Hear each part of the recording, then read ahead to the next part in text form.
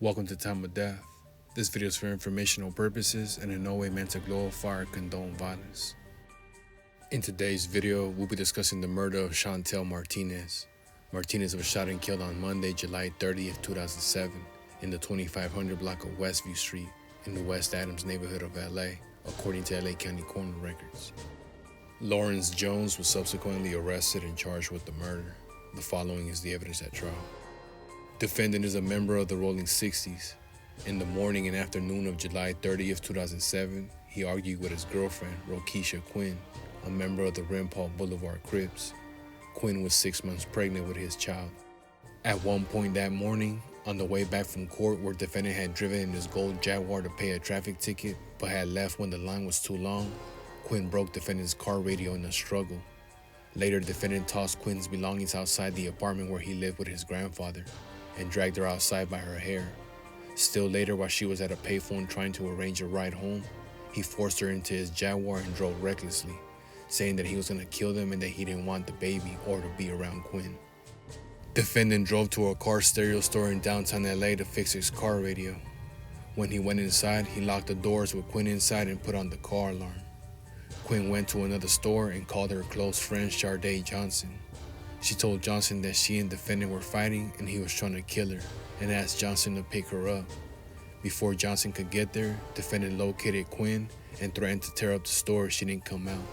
He forced her into his car and drove off. After he left the car stereo store, defendant drove onto the freeway, opened the car door, and told Quinn to get out. With Quinn still inside the car, he then closed the door and drove into the neighborhood claimed by his gang, the Rolling 60s, where he stopped his car several times to ask passersby to beat Quinn up, all of whom refused. Defendant then drove to a Sprint store in Culver City, at which Quinn used a display phone to call Sharday Johnson again and ask for help. Johnson arrived with victim Chantel Martinez in Martinez's car, accompanied by two other women, Brittany and Lakeisha. Outside the store, Johnson confronted defendant. She said that she was tired of defendant abusing Quinn and that Quinn was going to leave with her. Defendant said that Quinn was not leaving.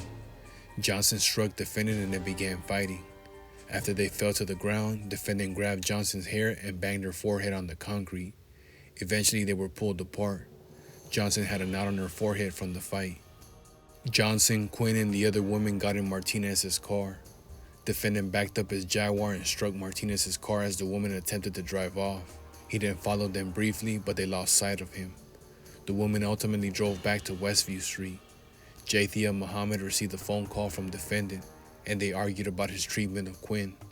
She heard someone else grab the phone and then heard a male voice speaking.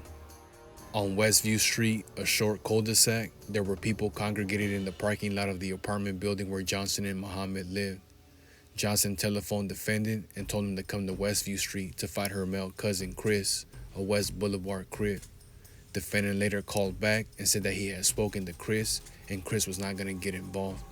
Later, defendant drove onto Westview Street in his Jaguar and stopped at the end of the cul-de-sac. According to Jathia Muhammad, two other vehicles, one a dark-colored Avalanche SUV and the other a green Explorer, followed defendant's car.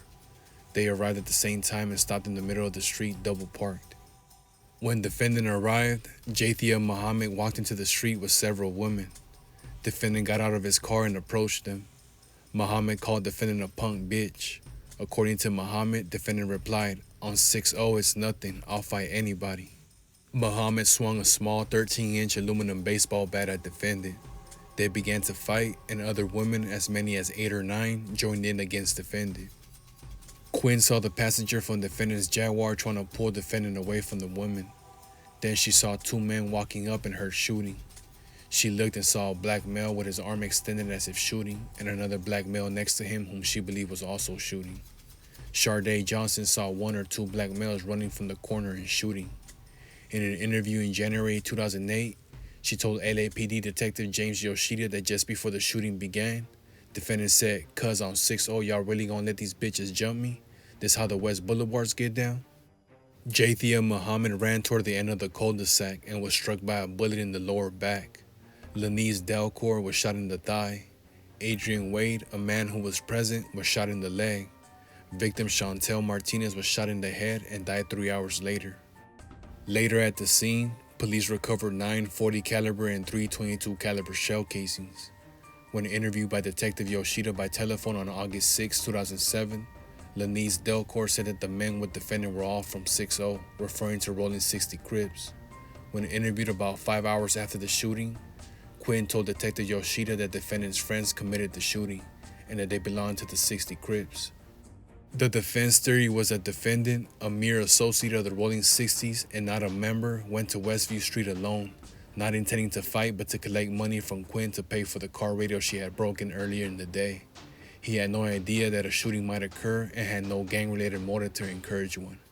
Following the trial, the jury convicted defendant Lawrence Jones of the first-degree murder of Chantel Martinez, the attempted premeditated murders of Jathia Muhammad, Lenise Delcourt, and Adrian Wade. In each count, the jury found true the gun and gang allegations. The court sentenced defendant to a total term of 125 years to life in state prison. Chantel Martinez was 18 years old at the time of death.